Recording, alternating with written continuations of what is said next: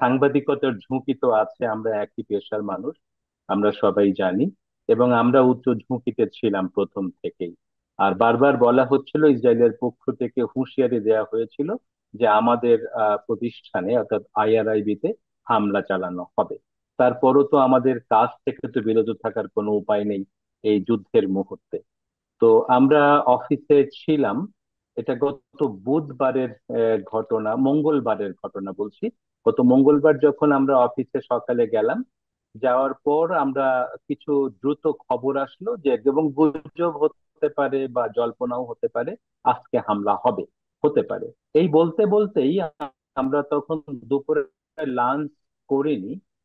কেউ কেউ করব, কেউ কাজে ব্যস্ত, আপডেট নিউজ গুলো নিয়ে ব্যস্ত। ঠিক এ সময় আমাদের একটি আহ বড় উঁচু ভবন, সেটা খুব প্রাচীন একটি ভবন, সেটাকে ফার্সিতে বলে সিজদা তাবাকে, মানে 13 তলার একটি ভবন, যেখানে সাধারণত এখানে ইরানের প্রেসিডেন্ট নির্বাচনের যে ইয়েগুলো হয়, আলোচনাগুলো হয় প্রার্থীদের মধ্যে, সেটা যে ভবনটাতে হয়, সেই ভবনের মধ্যে আলোচনাটা হয়। সেই ভবনের পাশেই একটি ড্রোন আসলো উড়ে।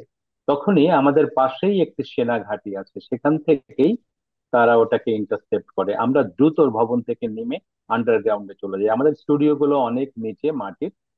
তো আমরা সেখানে চলে যাই, তারপরে ঘন্টাখানেক পর আবার আমরা ফিরে আসি। ওদিন তো চলে গেল।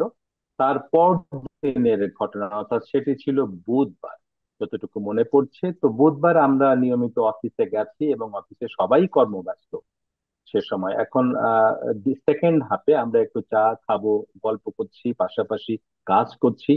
এসএমসি ওটসালাই এলো আরো উন্নত নতুন প্যাকে, জীবন বাঁচায়, জীবনকে এগিয়ে নিয়ে যায়।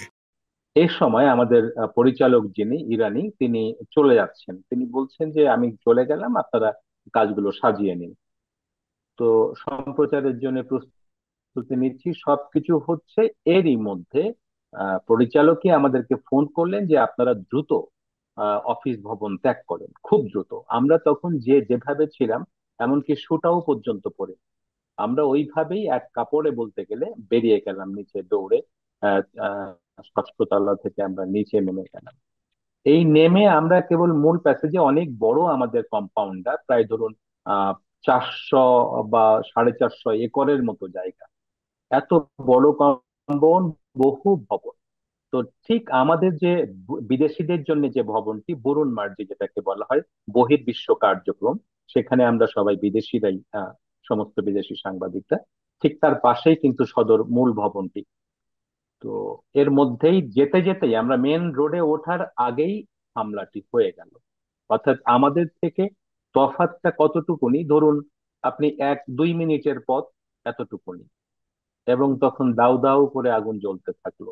তাৎক্ষণিকভাবে সমস্ত বাহিনী, আইআরজিসি সহ, রেড ক্রিসেন্ট সহ সবাই চলে আসলো এবং সিল করে দেয়া হলো পুরো কম্পাউন্ড।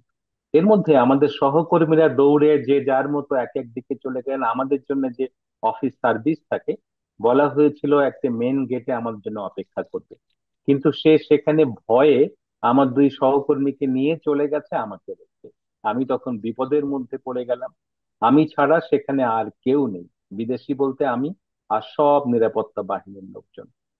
তখন আমি কি করব? তখন আইআরজিসির এক কমান্ডার আমাকে হেল্প করেন, বললেন আপনি একটু অপেক্ষা করুন এখানে, আমাদের একটা গাড়ি দিয়ে আপনাকে একটা নিরাপদ জায়গায় পৌঁছে দিচ্ছি। আধা ঘন্টা পর এদিকে তখন উদ্ধার কাজ চলছে, আগুন জ্বলছে দাউ দাউ করে। তো আমার ভেতরে আতঙ্ক ছিল, সেটা বলবো না, কিন্তু একটা অন্যরকম ভাব ছিল।